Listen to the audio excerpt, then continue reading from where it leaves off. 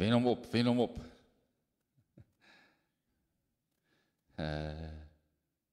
I'll be there. Great stuff. Hallelujah. So for our friends in Facebook land, welcome. Welcome for those who are joining and those who are going to join and those who are going to look afterwards. A warm welcome for all of you. Ek glo my hele hart dat die woord wat die Here op my hart gelê het om vanoggend te bring is regtig 'n profetiese woord wat ons moet vat. Profetiese woord nie net vir hierdie familie nie, maar 'n profetiese woord vir jou lewe ook. And if I can put a theme on it, as I said earlier, the theme is rise up in the resurrection power of God. Rise up in the resurrection power of God. Jy sien, ons moet een ding verstaan voor ek die woord van die Here gaan begin.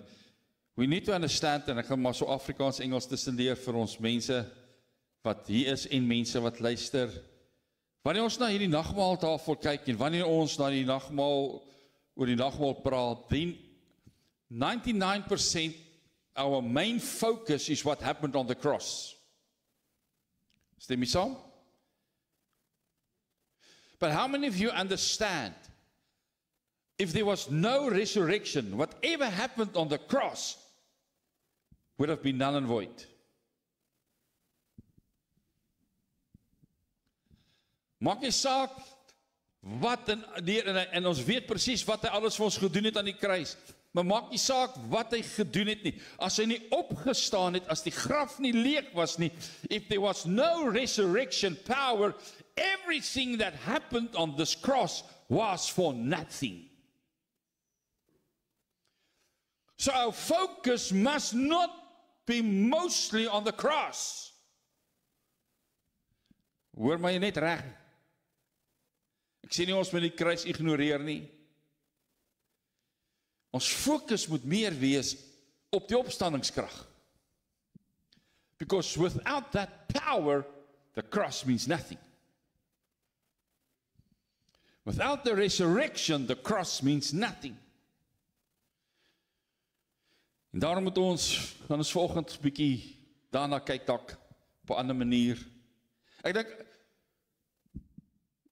hoop julle sal met die volgende stelling met my saamstem. Ek gaan nou eers begin preek. Hoop julle gaan met die volgende stelling saamstem. Net so by the way, jy kan so lank jou Bybel oopmaak by Lukas 8. Ons gaan nou daar begin lees. Daarvan vers 40 af. 41 af, 41. Alright, so hou hom maar oop, ons gaan nou daarby kom. Maar ek hoop jy sal met my saamstem if I say the following. In everything that happens in life, there are always lessons to be learned. Okay, jy het my nie gehoor nie, kom ek gaan my Afrikaans sê. So almal kyk gou vir my. Vergeet nou van jou, kyk vir my. Eyes front. Sal jy saamstem dat in alles wat in die lewe met jou gebeur, is daar altyd 'n les om te leer. Alright. So what will determine if we learn that lesson? Wat bepaal of ons daai les sal leer? Come on, that's the next statement that you need to hear. Wat bepaal dat ons daai les leer? Ons het nou net gesê, we just say in everything that we go through, there must be a lesson in it. But what determines me learning that lesson? Doodse stilte daal op die volk neer. So can I give you the answer? That on which you focus. That on which you choose to focus will determine whether you learn the lesson or not. Jy sien, die Here is nie in die bedryf van om ons in 'n skool te sit en ons gereeld te toets en as die toets nou nie slaag nie, dan moet ons nog maar weer 'n toetsie skryf totdat ons 'n toets slaag. Now, when Christ died for us on the cross, when he called out, it is finished, it's finished. I'm perfect. But there are certain things in my life that I need to change. Daar sekere goed wat in my lewe moet verander en daarom gaan ons deur sekere dinge. Nie dat God die dinge vir ons skep nie, maar hy laat dit toe in ons lewe so that we can learn that lesson and grow. Daarom sê Hebreërs 6 en jy kan Hebreërs 6 self later gaan lees. Hebreërs 6 sê ons moenie bly by die begin van die bekering en handoplegging. So we must not just get stuck to what happened at the cross. We need to go to something more perfect, which is the resurrection. So nou, elke keer kom ons agter, maar ek het my toets gedop. En as ek weer kom ek agter en dan skryf ek self, then I go through the same type of circumstances, I go through the same things, and still I don't learn the lesson. Why? Because of what I choose to focus on. Maak dit sin? Maak dit sin? You see, we can zero in on the circumstances that are around us. We can zero in on the tragedies. We can zero in on the dangers, on the inconvenience, on all the troubles, and all the outward signs and appearances that lies before us. Or we can focus on the solution. We can focus on the answer. We can focus on the awesome resurrection power of God to help us to overcome every trouble and help us to live in victory and power. Our choice. Dis jou keuse waar jy jou fokus wil sit. Jy kan jou fokus sit op al jou probleme, of jy kan fokus sit op God se opstandingskrag. Dis jou keuse. But where you place your focus determines when you will learn the lesson. En daarom wil ek weer sê, daarom skryf ons maar nou in ons menslike taal, hou toetsie oor en oor, oor en oor. Why? Because we allow every time that circumstances take our focus away and let it place on them and not on Him.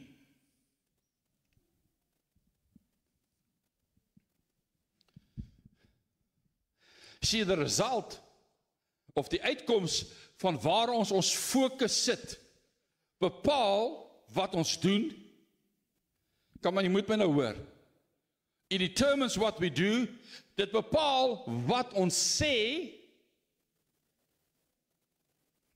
Julle moet nie so stil raak nie. Bepaal wat ons sê en dit bepaal ook wat ons glo.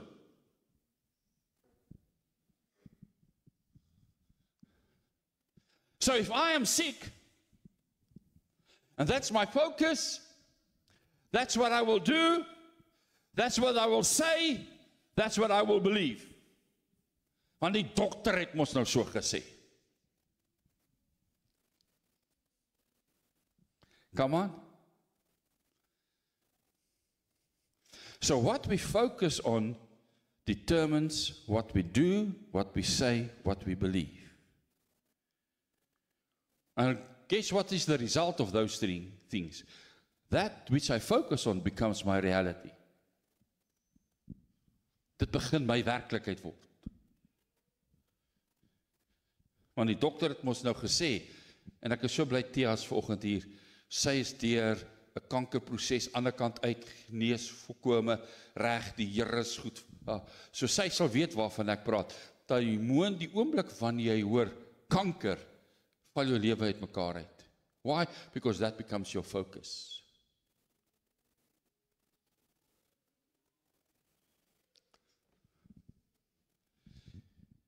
You see, we either have to learn to be overcomers by faith, and if we can't learn to be overcomers by faith, we will continue to live in defeat. We will continue to live lives of worry, lives of fear about everything that comes our way.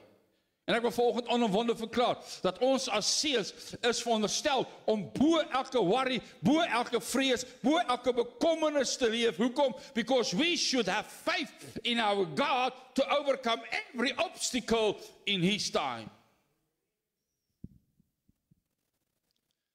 Lukas 8, is julle nog steeds daar? See, in Luke 8 we read the very familiar story about the daughter of Jairus, from verse 40.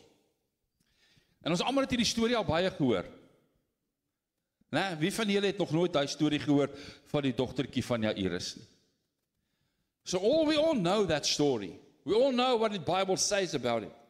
But I believe this morning, prophetically, I believe that the Holy Spirit wants us to see something that we haven't seen before. Things, that's why I have that introduction that I have about where are you focusing, because what you are focusing determines what you do, what you see, and what you believe. See, there's something else that we need to focus on. So let's start reading. I'm going to read verse by verse, and I'm going to read between the King James and in the Amplified. So vers 40.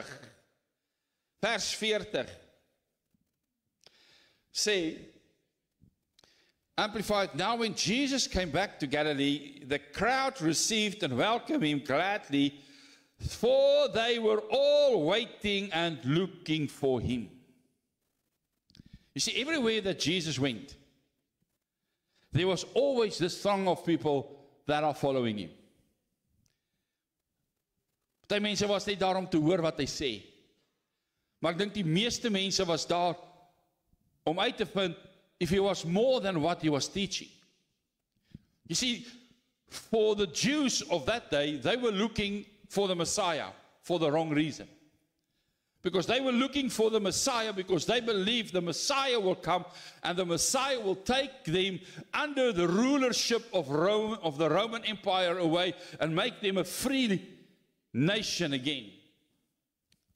So they followed him to see if he is the one that will take them away from the rule of Romans. En natuurlijk weet ons, hy is die Messiah. Maar ons weet ook, hy het nooit gekom om die Romeinse ryk te vernietig en te verbreek nie. Hy het nie eers gekom, luister nou mooi wat ek wil sê, he never focused on making Israel and the Jews a free people, free from the reign of Romans. He never focused on that. In fact, he came to establish a spiritual kingdom, not an earthly one. And that was not what the Jews even wanted, much less understood. En ons moet verstaan hierdie gedeelte, en ek wil net so 'n bietjie teruggaan na dit wat vooraf gebeur, voordat Jesus voordat ons by vers 40 kom, en daai gedeelte net voor dit was Jesus oorkant die rivier, oorkant die meer, en hy was by 'n plek met die naam van Gadara. And there was this demonic person that lived among the tombs in Gadara. And he cast out all the devils in that man, and he drove them into pigs. Nou, julle van daai verhaal, en toe spring al die varke in die see. So now, what happened is, when Jesus done that, he was also then to comply with the request of the people around that area.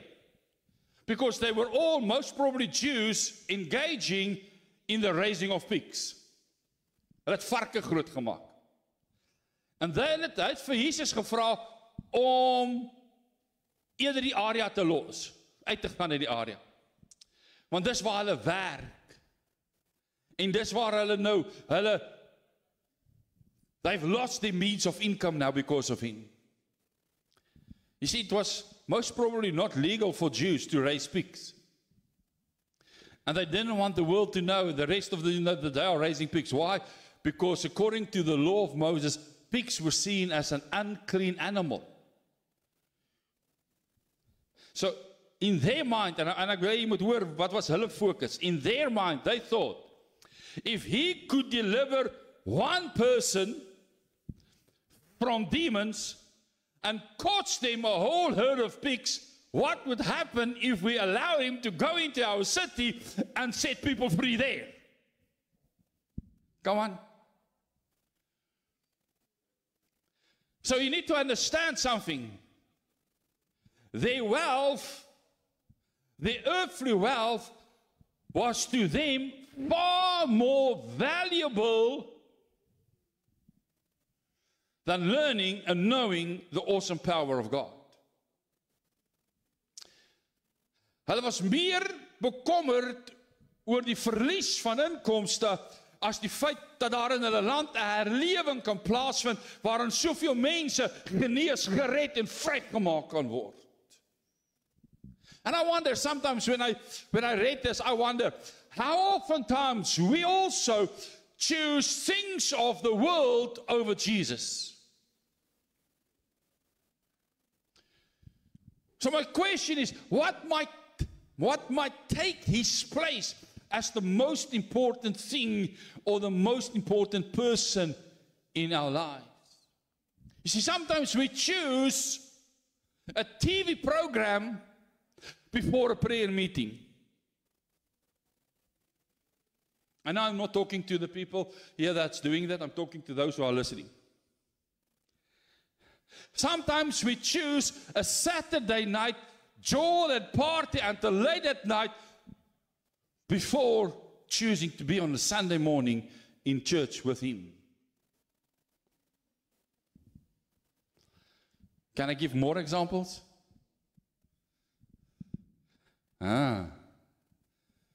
Want dan gaan ek dalk lelik op jou tone trap. Maar luister nou mooi, ek gaan dit sê. Ons kies baie keer 'n sportbyeenkoms bo tyd saam met die familie van Christus. Ons sal eerder gaan sit op 'n rugbystadium as om op 'n Sondagoggend in 'n diens te wees. I rest my case. And that was their attitude. Our wealth, our income, our name, our comfort zone is too important to have you to come in here and have a revival and set people free. So the people of Gadara didn't want Jesus around. So they asked him to leave. And guess what? He did. And guess what? There's not one record in this Bible that he ever went back to that land. Because he won't go where he isn't wanted. You see, Gadara had its opportunity for a visitation of the Son of God in their midst. But they didn't value the presence of him too much, and they lost their chance for a great revival and deliverance. Nowhere is it recorded in the Bible that there was even a church established in Gadara. So how many times have we lost the opportunity of his presence because of things that we value more than him?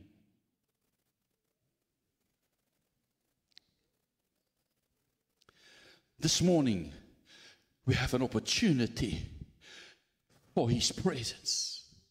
We have an opportunity for revival. We have an opportunity for the Spirit of God to move. We have an opportunity, but how much do we value that?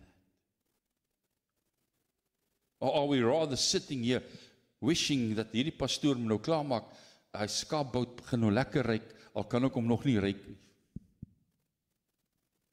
Ek het nog so baie wat ek wil doen. Daar's nog so baie wat ek wil sien. You see, people will not come to church because of visitors. So who do they value more? I'm just asking.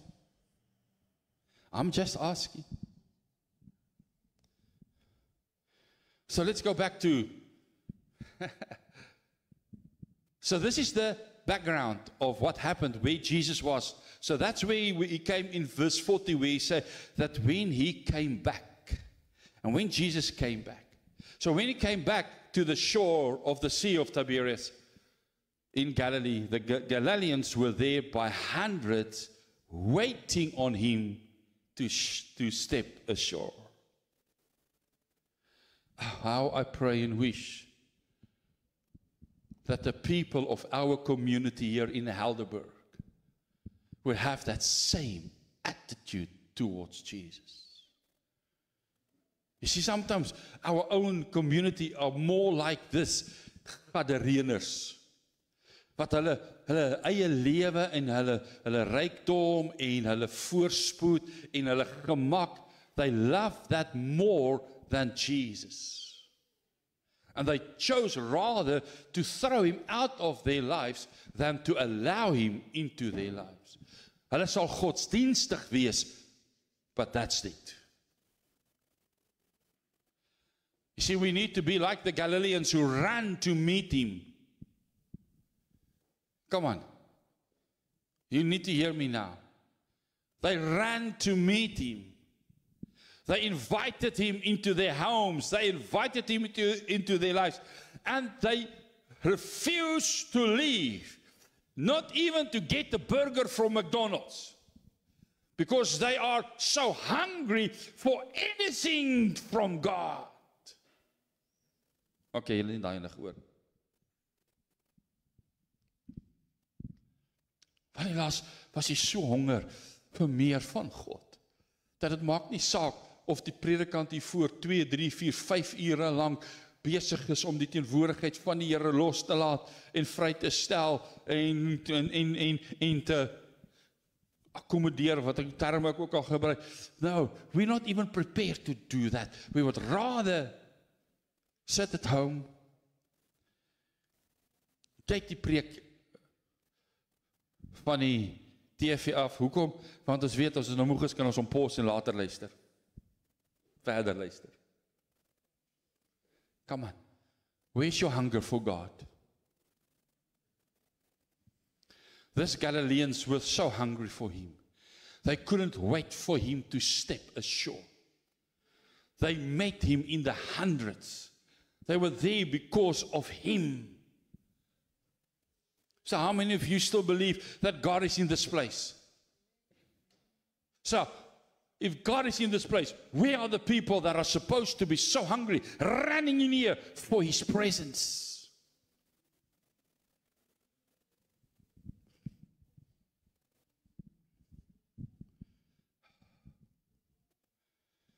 You see, it's time again that we start to run to hear the word of the Lord. But unfortunately, most of the time we don't run. In fact, most of the time we don't even walk. Meeste van die tyd, we drag ourselves out of bed. Ek is nie eintlik regtig lus om kerk te gaan nie. Wat ek weet ek moet gaan, want dit is net belangrik om te gaan. And then we come and sit here and we have no expectation for anything that will happen. Because all that we want is, we want to sit here and go home and say, yes, ek was gister in die kerk.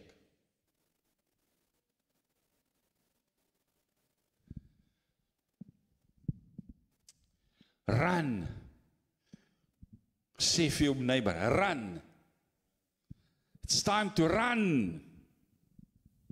You see, it's time to leave our place of comfort.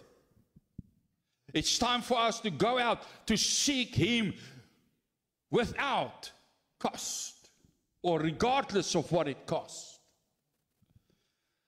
Ek het 'n begeerte in my hart en ek wil jy moet my hoor. Wat is my begeerte in my hart? En ons gaan daaroor begin bid en bid en bid en die Here vertrou. Ek het 'n begeerte in my hart dat hierdie plek so gevul sal wees dat wanneer ons 'n uur voor die diens begin, ons nie eens parkering kan kry hier nie, omdat die mense toue en toue en toue staan omdat hulle honger is vir die woord van die Here. Dit moet lyk soos 'n Black Friday sale.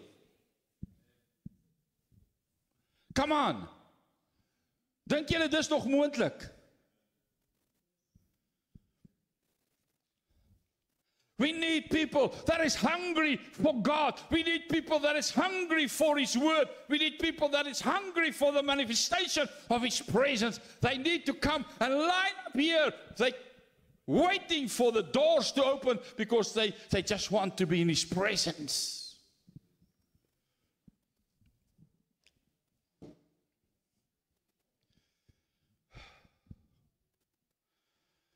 See, when Jesus stepped out of the boat,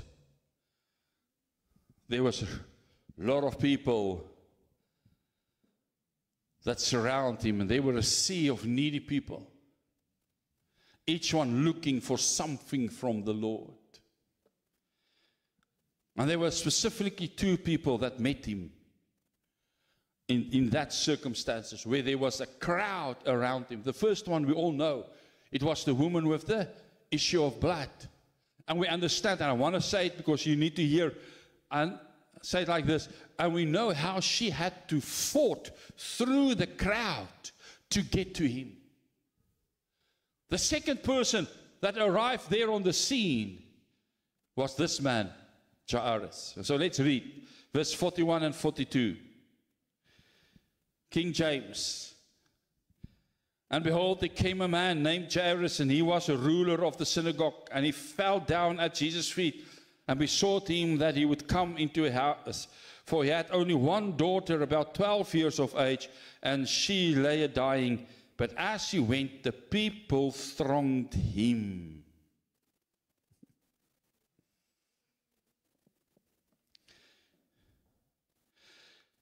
The Amplified says in verse 42, I say, for he had an only daughter, about 12 years of age, and she was dying. And as Jesus went, the people pressed together around Him, almost suffocating Him. Wow. Listen.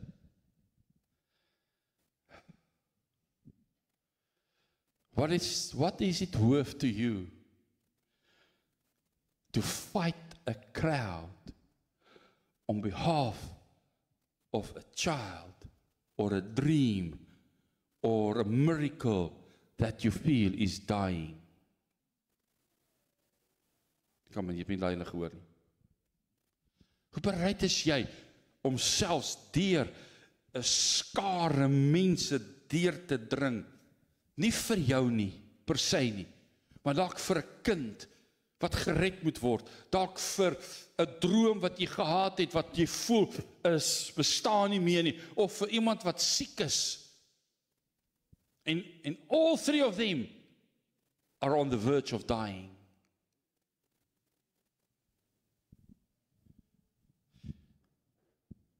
What is it worth for you?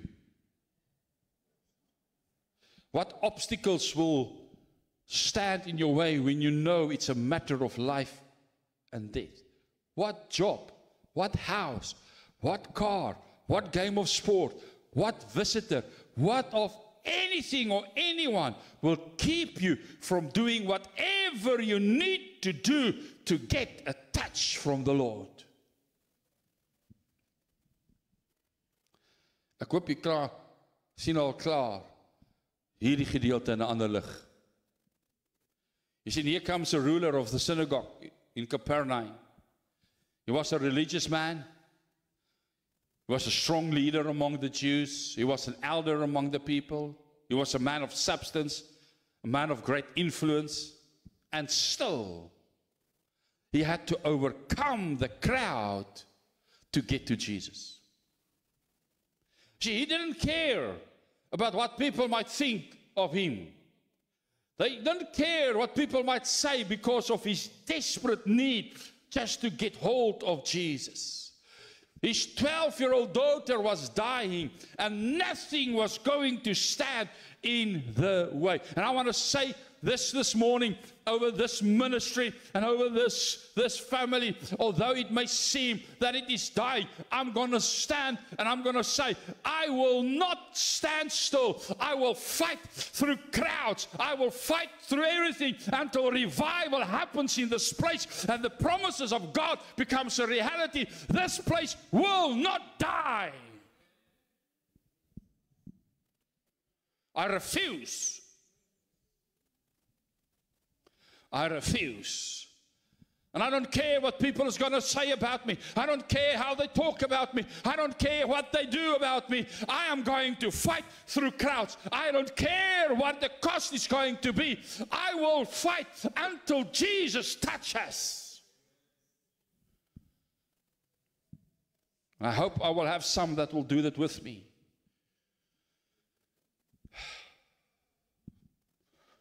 She was a desperate father, trying to reach out to the only one who could help him.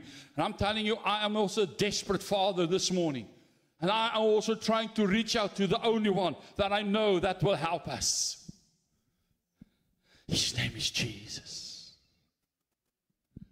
His name is Jesus. But then the worst of news came to him. Verse 49. Verse 49. So what happened in that verses that I skipped now, that's where the woman with the issue of blood came and touched Jesus. So while Jesus started to go to them, this woman came. And now we go back to the story of Jairus. Verse 49 say, while he was still speaking, that was Jesus, a man from the house of the director of the synagogue came to and said to Jairus, your daughter is dead. Do not weary and trouble the teacher any further. I can imagine the disappointment in Jairus' heart. He has tried so hard to get to the front to where Jesus, and then this other woman come and jump also in and distracted the Savior, the Master. But he was there, standing around while he was pressing together with all the people, almost, as the Amplified say, almost feeling that they are suffocating. He went through all of that just to hear his daughter is dead. You see, death had come. And this little girl was beyond any help now. Her heart had stopped. She breathed the last breath. Maybe the body already had to start to begin to be severely damaged because of the lack of oxygen in the body. But what did it matter? Nothing. She was dead. It is over. What could the teacher do now? You see, while there was life, there was hope. But now there's not one of the two anymore. Hoekom nou nog gebed reël vir genesing as iemand klaar dood is?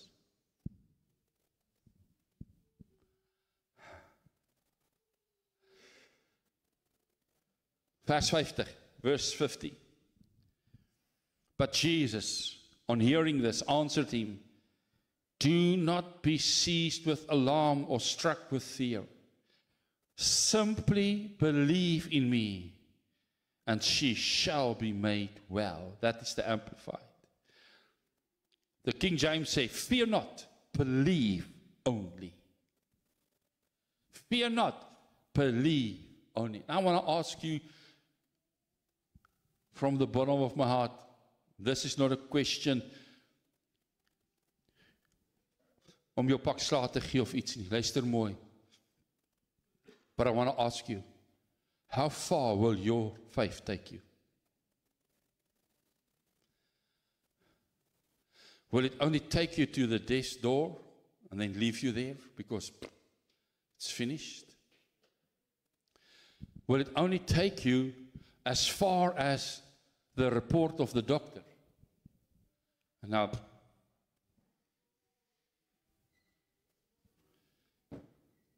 mense vanoggend hier wat in die week vir my laat weet het, hulle ma is gediagnoseer met kanker. So I want to ask,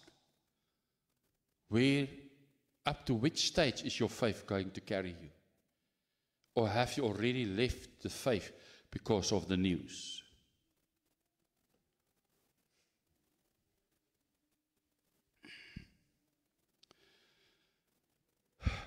Will your faith only take you as far as your eyes can see?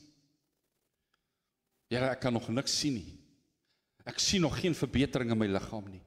Ek sien nog geen verbetering in my omstandighede nie. My bank balances haven't changed yet. Die skuldeisers bel my nog steeds. Dit het nie verminder nie. How far will your faith take you? How far? You see, this is what happened with Jairus. This is what he was faced with. And the question in his eyes and his heart and his mind was, why go on? It's now too late. Yet, when Jesus spoke to him, I believe there must be a glimmer of faith and hope that awakened in Jairus because of how far he came up to that point to Jesus. What else could he do but to continue on the course with the Lord? And I believe, and I've written this morning, this part I've put in this morning, I believe there are so many of you that have come so far with Jesus. You know him for so many years. You've trusted him for so many things. You've come so far. You've endured so much. I want to encourage, whether you are sitting here or whether you are going to listen, don't give up now. Don't lose hope and faith now. Keep the course. Keep focusing on him. Don't lose hope and faith. You see, Jairus' faith was small. And maybe his hope was lost. But he decided he's going to be obedient to the word of Jesus and keep on walking. Verse 51. Verse 51.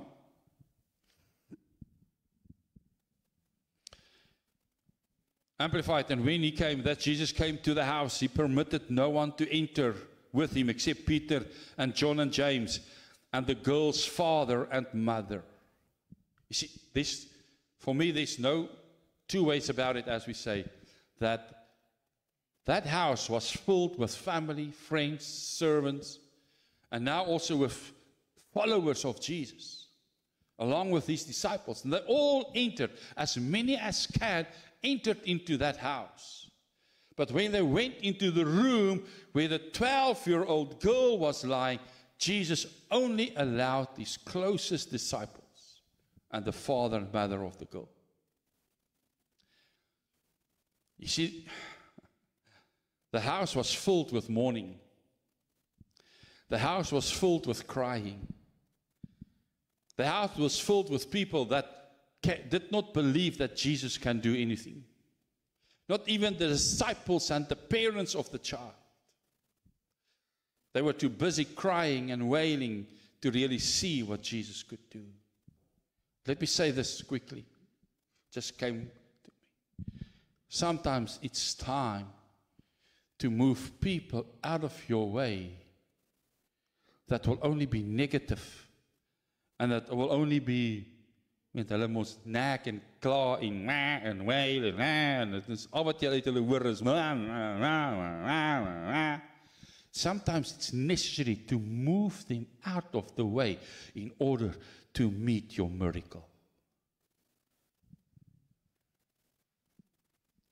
Maar ons laat soveel toe dat mense om ons staan en bly negatief praat oor ons omstandighede, bly negatief praat oor die goed wat om ons aangaan, bly negatief praat oor ons land, bly negatief praat oor politiek, bly negatief praat oor economy, bly negatief, and we allow them in our lives to keep on mourning and crying. And Jesus said, get out. It's time for them to get out. I'm not saying you must stop being friends with them. I'm just saying you need to be so desperate with the Lord that you will not allow them in your presence if they cannot support his presence. Verse 52. Verse 52 will say, and all were weeping for and bewailing her, but he said, do not weep, for she is not dead, but sleeping. So I want you to get the picture. Nou, ek wil net die volgende prentjie kry. Hierdie 12-jarige dogtertjie is nog net dood verklaar.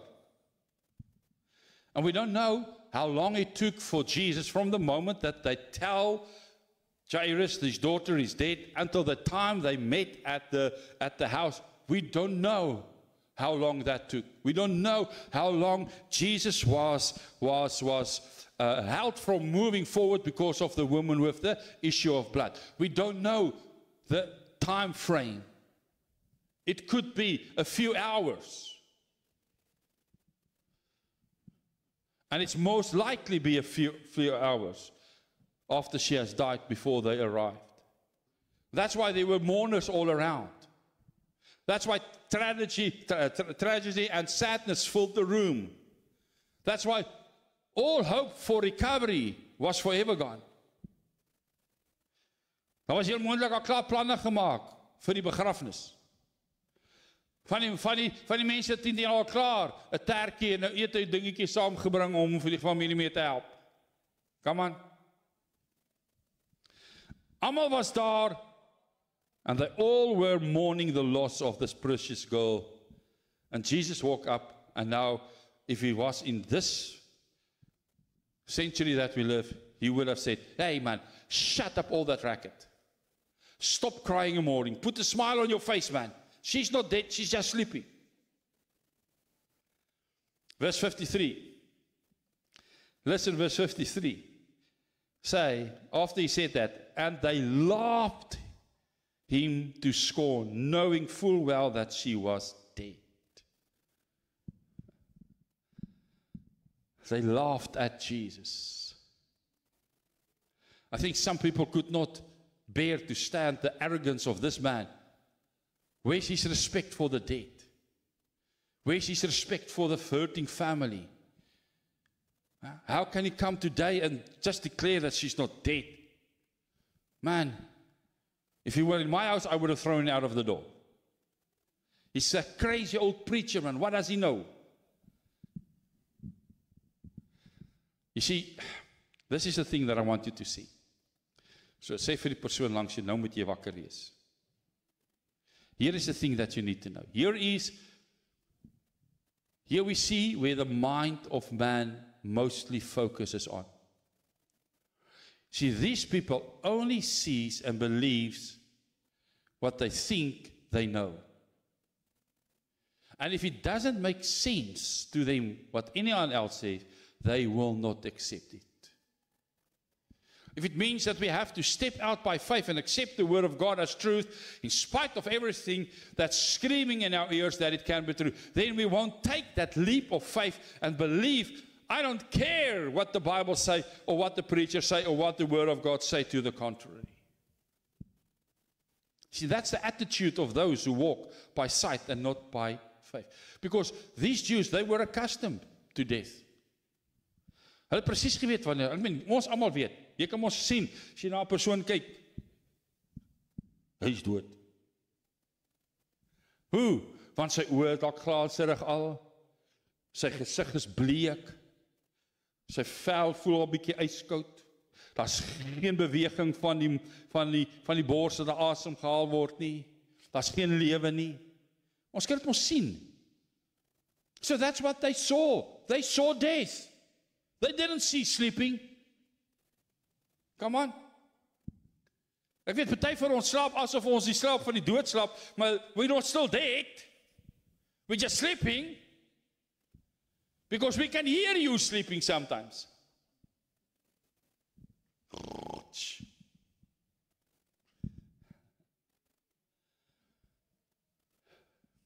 You see, they understood death. They understood that the moment that death comes in, the body will start to shut down. The skin tone and color will start to change. The body will go back to its form of clay from where it was made from. So when this daughter of Jairus died, that is what they saw. So now I want you to hear. If you make notes, and I hope people make more notes than what we sometimes think, because it's important. Listen, when you take your eyes off Jesus, when you are going to take your eyes off Jesus and begin to focus on the circumstances, that will be all you will see. Can I repeat that?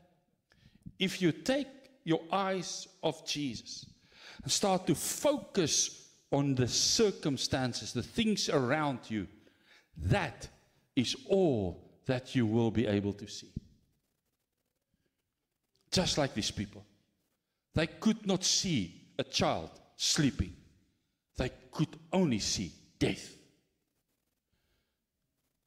Now listen, you will not see the possibility of a lost one being saved if you focus on that lost one's life.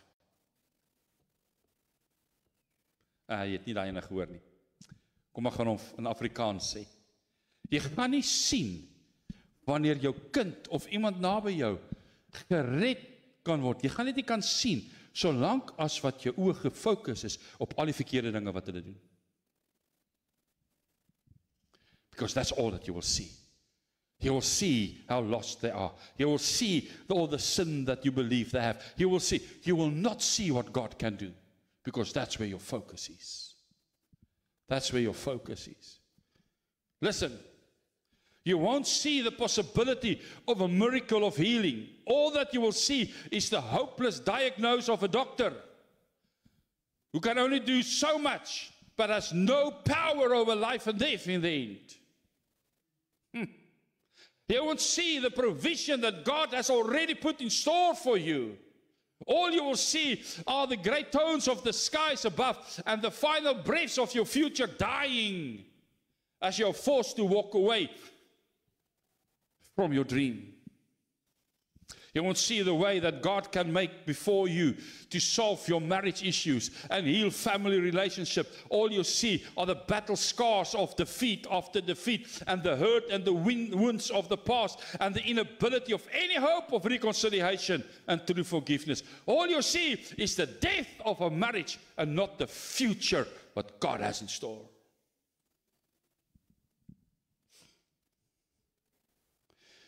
You see, sometimes the mind of us people cannot see past present circumstances. Al wat ons kan sien is die tragedies wat rondom ons is. Al wat ons kan sien is the hopelessness. Al wat ons kan sien is that which has happened now. We have a hard time seeing past the things that surround us. And Jesus knew this. And he knew this is what they can see. That's why he asked them to go outside. And he only allowed a few people with him that can see what he sees. All right. I'm slowly coming to a close. Very slowly. Don't get excited. Verse 54. Verse 54, and grasping her hand, he called, saying, child, and we know that that child's name is Tabitha, child, arise from the sleep of death. Arise.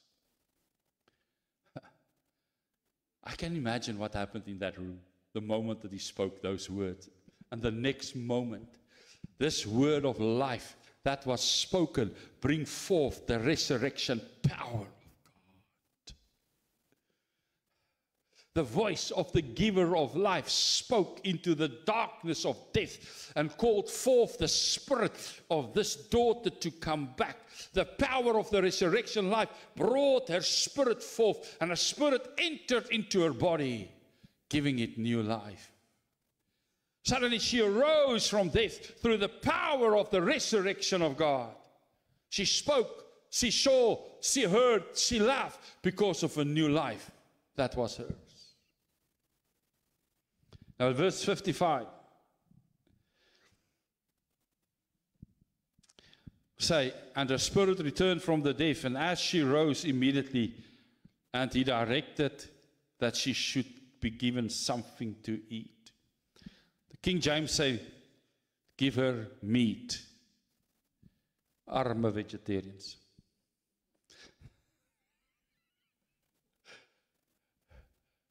Sorry, daai het nou uitgeglip. Maar hy nie moes uitgeglip nie. See, now I need you to hear me. I need you to hear me. When her spirit returned, not only was she given a new life, but that sickly, diseased, and dead body was made whole again by the miracle working power of Christ. She had no after effects. Come on. She had no brain damage because of a lack of oxygen. Wie van julle weet dat wetenskap sê die kans as jy vir 10 minute sonder suurstof is dat jy gaan breinskade opdoen. She was much longer than 10 minutes without oxygen. No brain damage. She had no heart problems. She had no memory issues. She had no lung problems anymore. Her kidneys worked, her liver worked. Everything was made perfect. She had a new and perfect life in Christ. Although Jesus was late arriving at Jairus' house, he was right on time for the resurrection power to move. And I want to say to you this morning, no matter how bad your situation seems, no matter how hopeless it is, how much it just didn't add up or make sense, how much you can't seem to reason out, Jesus is always there right on time. He will be there with His time, with His resurrection power.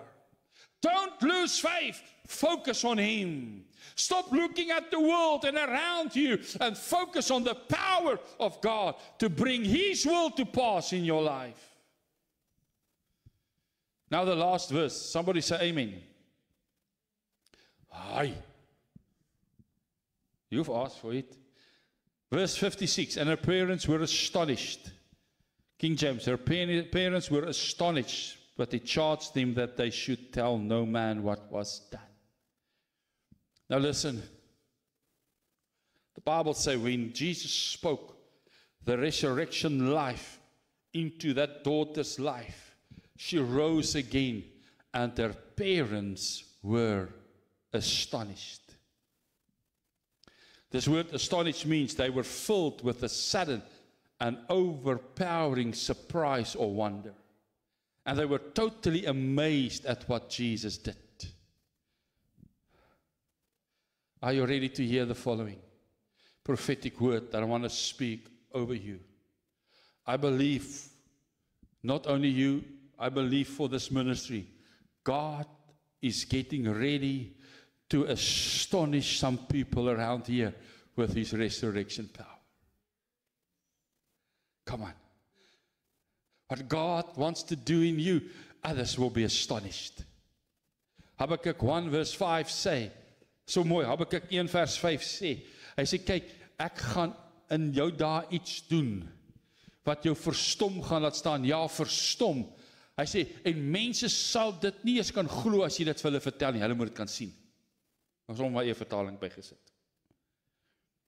He's going to do something that astonish Heidelberg. God is going to do something here in Shekinah that is going to astonish even the family of Shekinah. Those who think that Shekinah is dying, is busy, dying off, no, you will be astonished of what God is going to do if we allow the resurrection power of God to bring life. See, we need to rise up into this power of God. I believe the time has come. Listen, I believe the time has come for you that God says it has been long enough that you've stood around mourning, wondering, hoping behind hope, crying in doubt and fear and looking at circumstances instead of looking at Jesus. I believe this morning God wants to walk into your dead circumstances. God wants to walk into your dead tragedies. God wants to walk into your dead hopes. God wants to walk into your dead dreams. And He wants to bring alive that which needs to be alive. I believe that He is prepared this morning to walk into a dead relationship that you feel you have. Whether it is a marriage relationship or whether it's a friendship or whatever relationship, He is prepared to walk into that. I believe God is prepared to walk into this building to give new life. And to start to speak what people need to hear to arise. See, it's time that we start feeding on the bread of life again. It is start to be drinking the water of God again. It is start to flow. It's time to start to flow in the gifts of the Spirit. I want to call out prophetically to this morning. Arise, Shekinah. Arise to a new life in Christ. For the power of the resurrection life has come, and the word of life has been given, and the Spirit of life has come again to you. Arise and be healed. Arise and be set free. Arise and receive new life. Arise and walk by faith once again. Arise and receive new vision and a new ability to hear the Lord of God. Arise and come out of your slumber and sleep. Rise up. Rise up. Rise up in the resurrection power of God that is on the inside of you. Prepare. Prepare. Listen. Prepare. This is my last statement. Prepare to be astonished. For you will arise into a new life of power. You will arise in victory. You will arise in praise that will bring glory to His name. It's time. You see, I've started off by saying what we focus on determines three things: what we do, what we say, and what we believe. So the moment I start to focus on this resurrection life, this resurrection power of God, that is what I'm going to start to do. Come on. That's what I'm going to start to see. That's what I'm going to start to believe.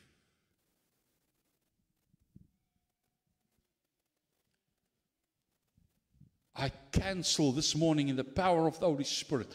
I cancel any negative word that is spoken over Shekinah. I cancel every negative word that has been spoken over you. You will not die. But you need to arise. You need to rise in this power of Him. You need to arise. So rise up. Rise up in the resurrection power of God. So can I see, and you need to show me by hand now, how many of you know that there is a loved one that you are been praying for long to get saved? Can I see? Are there people like that? All right. So now, listen to me. I want to speak to you first. Stop seeing what they do wrong. Start seeing from the power of resurrection. Start speaking life. Don't focus on their life. Focus on what He's going to do. And you will be astonished that not only that person, but the people around him will be saved because of that. But don't focus on their mistakes anymore. How many of you are here that this morning will say, I have, or I know of people that are really struggling with healing in their life. They don't, it's as if we pray, and they don't get healed. Are there people like that this morning here? They are, all right. So what need you do? You need to rise up. What does that mean? You need to focus on the resurrection power. So stop seeing those people as sick. I've heard the story. I believe it was from Paul Yonke Cho. I'm not 100%, but I think his son died in hospital. So he went to the hospital, and he also chased everybody out of the room. And he started to pray over the son. Nothing happens. He even take the son out of the bed. He put him against the wall and say, in the name of Jesus, live. And as he lived, oops, he fell down.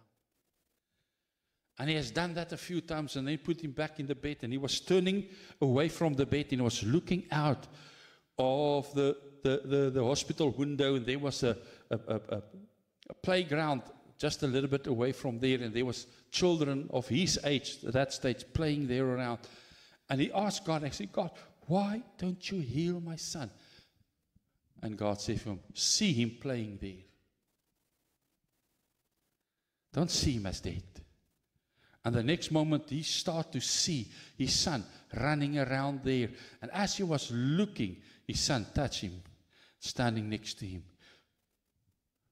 risen from death.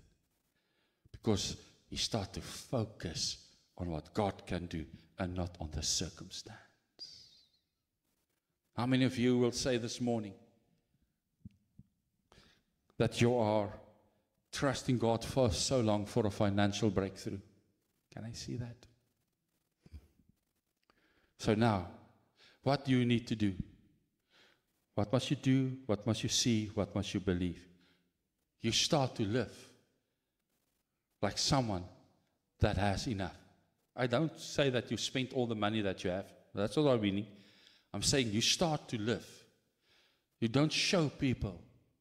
You start to see how your cupboards are full of food, how the petrol in the car is just filled up. You see and you believe in His provision, but because you focus on what He has for you in store. Rise up in the resurrection power. So I know there's not a lot of people here like this, but maybe there are. Someone that listens, so I need to ask this.